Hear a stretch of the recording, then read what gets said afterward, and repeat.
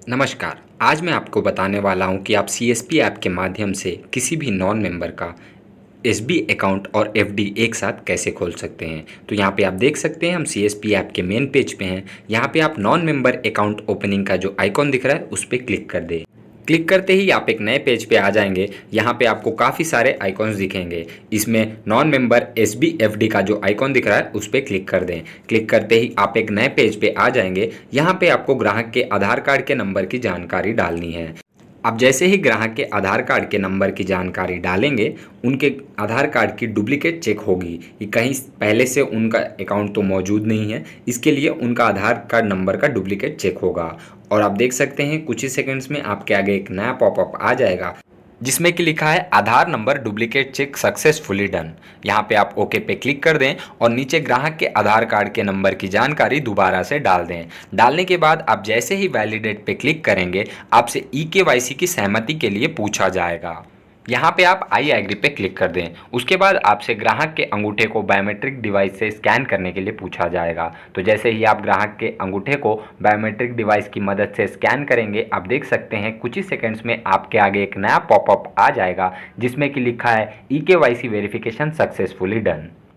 Okay पे click करते ही आप एक नए पेज पे आ जाएंगे। यहाँ पे आपको ग्राहक के आधार से जुड़ी हुई कुछ जानकारियाँ दिखेंगी और कुछ जानकारियाँ आपसे मांगी जाएंगी, जैसे कि ग्राहक के पिता का नाम, marital status, caste, religion, household income, place of birth और उनके मोबाइल नंबर की जानकारी देनी होगी। याद रखें, अगर आप अपना मोबाइल नंबर डालेंगे तो यह नहीं लेगा, तो कृपया करके ग्राहक का मोबाइल नंबर ही डालें।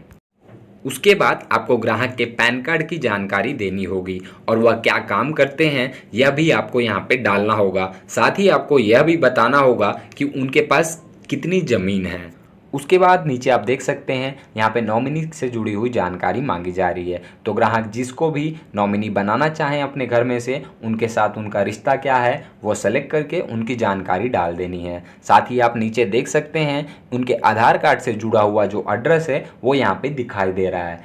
उसके बाद आप जैसे ही ओपन अकाउंट पे क्लिक करेंगे, आपके आगे एक नया पॉपअप आ जाएगा जिसमें कि आपसे पूछा जाएगा कि क्या आप ये अकाउंट खोलना चाहते हैं। तो आप यस पे क्लिक कर दें। यस पे क्लिक करते ही आपके आगे एक और नया पॉपअप आ जाएगा जिसमें ई कंसेंट एग्रीमेंट से जुड़ी हुई जानकारी मांगी जाएगी। याद रखें, अगर ग्राहक विजुअली इम्पेयर्ड हैं तभी आपको पहला वाला ऑप्शन सेलेक्ट करना है। अगर वो विजुअली इम्पेयर्ड नहीं है तो आपको हमेशा बाकी के सारे नीचे वाले ऑप्शंस को सेलेक्ट करके यस पे क्लिक कर देना है।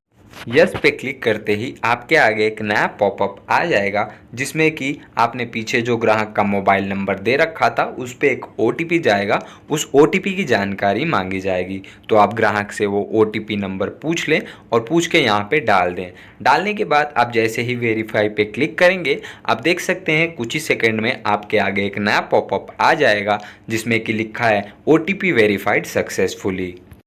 ओके पे क्लिक करते ही आपके आगे एक नया पेज आ जाएगा। इसमें आपको ग्राहक के एफडी से जुड़ी हुई जानकारी डालनी है। तो आप देख सकते हैं यहाँ पे ग्राहक का आधार कार्ड नंबर और उनका मोबाइल नंबर का जानकारी पहले से मौजूद है। यहाँ पे आपको ग्राहक के एफडी की अवधि सेलेक्ट करनी होगी कि वह कितने सालों के लिए एफडी करवाना चाहते हैं। और जैसे ही आप इसे सेलेक्ट करेंगे, आप देख सकते हैं बगल में इंटरेस्ट रेट की जानकारी आ जाएगी। साथ ही नीचे आपको यह जानकारी सेलेक्ट करना होगा कि ग्राहक कितने रुपए की एफडी करवाना चाहते हैं। उसके बाद आपको यहाँ पे ग्राहक के नॉमिनी से जुड़ी हुई जानकारी देनी होगी कि जिनको वह नॉमिनी बनाना चाहते हैं उनके साथ उनका संबंध क्या है, उनका नाम क्या है और उनके डेट ऑफ बर्थ की जानकारी आपको यहाँ पे देनी होगी। उसके बाद आपको ग्राहक से पूछ के मैच्योरिटी ऑप्शन सेलेक्ट करना है। इसमें उनको दो ऑप्शन मिल जाते हैं कि जब एफडी की अवधि ख़त्म हो जाए तो उस पैसे को उनके सेविंग अकाउंट में ट्रांसफ़र कर दिया जाए, या फिर दूसरा ऑप्शन यह है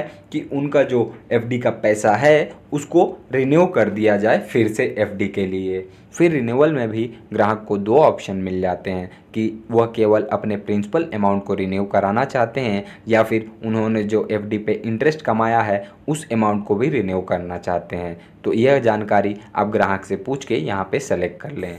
उसके बाद नीचे आपको जो टर्म्स एंड कंडीशंस का बॉक्स दिख रहा है उस पर क्लिक कर दें। क्लिक करने के बाद आप जैसे ही ओपन एफडी अकाउंट पे क्लिक करेंगे, आपके आगे एक नया पॉपअप आ जाएगा जिसमें कि आपसे पूछा जाएगा कि क्या आप यह एफडी अकाउंट खोलना चाहते हैं, तो आप यस पे क्लिक कर दें। उसके बाद आपसे ई कंसेंट एग्रीमेंट की सहमति के लिए पूछा जाएगा, तो आप इस बॉक्स में सेलेक्ट करके यस पे क्लिक कर दें। यस पे क्लिक करते ही आपसे ग्राहक के अंगूठे को स्कैन करने के लिए पूछा जाएगा। आप जैसे ही उनके अंगूठे को स्कैन करेंगे, आपके आगे एक नया पॉपअप आ जाएगा जिसमें कि लिखा है bio auth verification successfully done. फिर कुछ ही सेकंड्स में आपके आगे एक और नया पॉपअप आ जाएगा जिसमें कि लिखा है SB account document generated successfully. Okay पे क्लिक करते ही आपके आगे एक और नया पॉपअप आ जाएगा जिसमें कि एसबी अकाउंट ओपन सक्सेसफुली और आपको जो एसबी अकाउंट का नंबर है वह भी दिख जाएगा, जो कि आप यहाँ पे देख सकते हैं। फिर जैसे ही आप ओके पे क्लिक करेंगे, आप देख सकते हैं यहाँ पे दिखा रहा है SB account funding is in process, यानी कि आपके एसबी अकाउंट में एफडी अमाउंट जितना पैसा ट्रांसफ़र हो रहा है। फिर कुछ ही सेकंड्स में आपके आगे एक नया पॉपअप आ जाएगा जिसमें कि लिखा है FD document generated successfully. Okay पे क्लिक करते ही कुछ ही सेकंड्स में आपके आगे एक और नया पॉपअप आ जाएगा जिसमें कि लिखा है एफडी अकाउंट ओपन सक्सेसफुली, और अकाउंट नंबर और टेन्योर से जुड़ी जानकारी भी आपको यहाँ पे दिख जाएगी। इसके अलावा अगर कभी किसी ग्राहक का एफडी अकाउंट ओपनिंग फेल हो जाता है, एसबी फंडिंग सक्सेसफुल हो जाती है और एफडी का डॉक्यूमेंट जनरेट हो जाता है, तो ऐसे सिचुएशन में आप सीएसपी ऐप के मेन पेज पे जाके नॉन मेंबर अकाउंट ओपनिंग में मेंबर एफडी के माध्यम से उनका स्टैंड अलोन एफडी खोल सकते हैं।